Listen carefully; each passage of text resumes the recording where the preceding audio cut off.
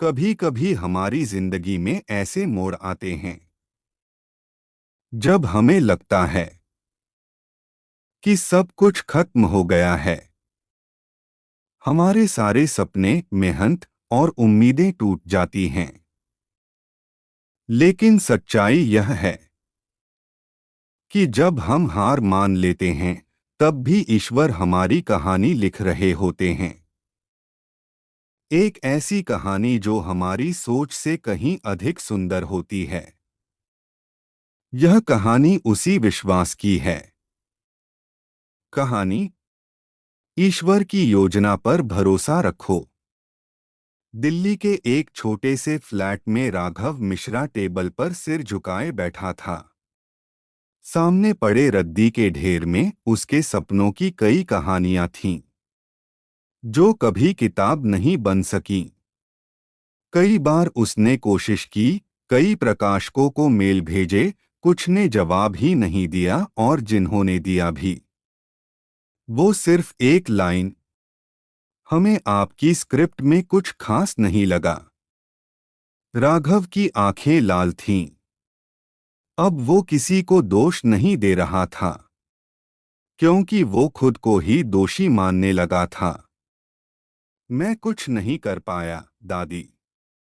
सब खत्म हो गया, उसने धीरे से कहा। पास बैठी उसकी दादी, गौरी देवी, जो तुलसी के पौधे में जल डाल रही थीं, मुस्कुरा दी।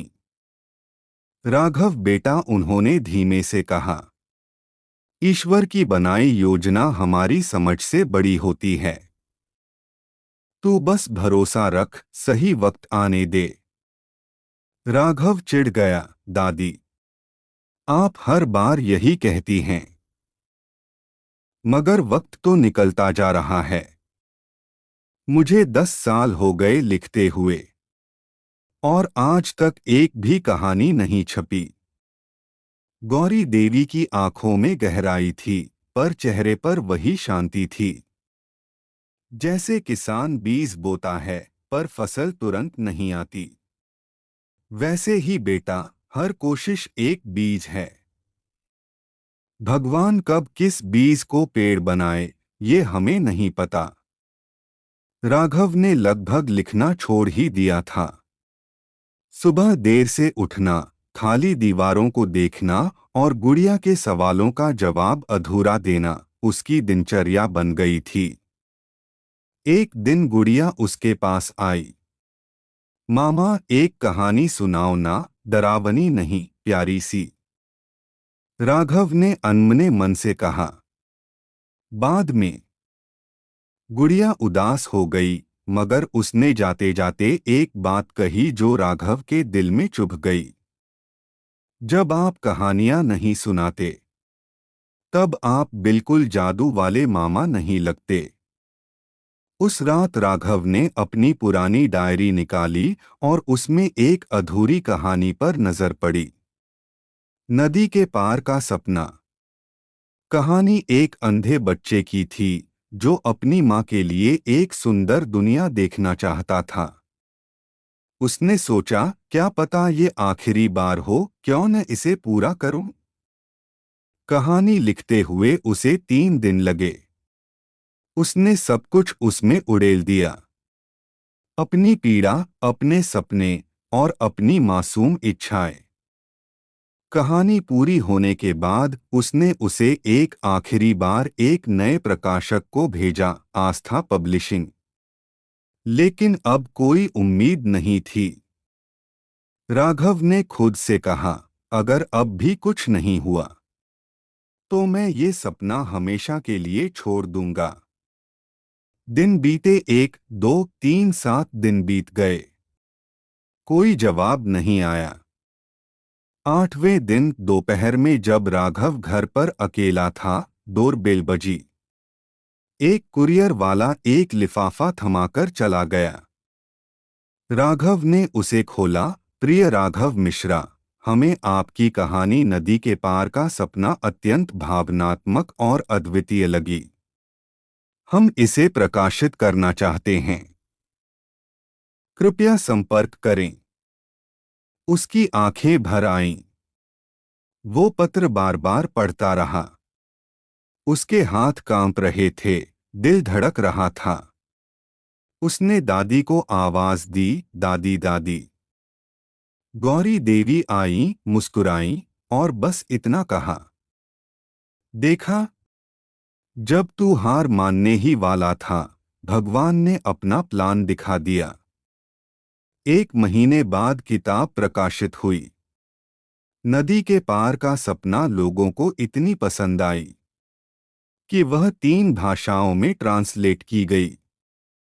राघव अब दिल्ली के ही नहीं, देश के चर्चित युवा लेखकों में गिना जाने लगा। एक इंटरव्यू में जब किसी ने पूछा, आपको क्या लगता है, ये सफलता आपके प्रयासों का परिणाम है या भाग्य का? तो राघव ने मुस्कुराते हुए कहा, सफलता तो तब आई जब मैंने उम्मीद छोड़ दी थी, लेकिन मेरी दादी की बातें नहीं छोड़ी थीं। मुझे अब यकीन है, ईश्वर की योजना हमारी सोच से बहुत सुंदर होती है। बस उस पर भरोसा रखो। 1 साल बीता। राघव अब कई किताबें लिख चुका था, लेकिन उसका मन अब कहानियां कम और जीवन ज्यादा समझने लगा था।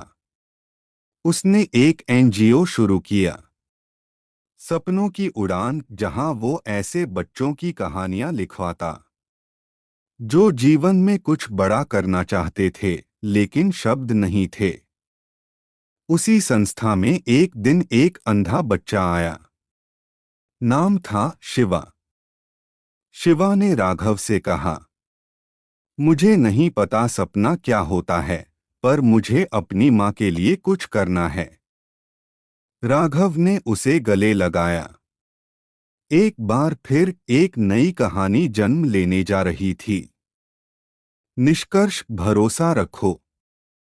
कहानी यहीं खत्म नहीं होती, क्योंकि ईश्वर की योजना कभी खत्म नहीं होती। राघव की कहानी हमें सिखाती है कि जब हम अंधेरे में होते हैं, तो जरूरी नहीं कि वो अंत हो, वो शायद एक सुरंग हो जिसके पार रोशनी हमारा इंतजार कर रही हो। इसलिए जब जिंदगी आपके प्लान के मुताबिक नहीं चलती, तो घबराइए नहीं। हो सकता है ईश्वर का प्लान उससे कहीं बेहतर हो। संदेश, जब तुम सोचते हो कि सब खत्म हो गया है, तब ईश्वर कहते हैं, रुको, मेरी कहानी अभी बाकी है। दोस्तों, अगर आपको यह कहानी पसंद आई हो, तो कृपया इसे लाइक करें और अपने दोस्तों के साथ शेयर करें। अगर आप ऐसी ही प्रेरणादायक कहानियों को सुनना चाहते हैं, तो हमारे चैनल को सब्सक्राइब करें और बेल आइकन दबाना ना भूलें, ताकि हमारी नई कहानियां आप तक सबसे पहले पहुंच सके।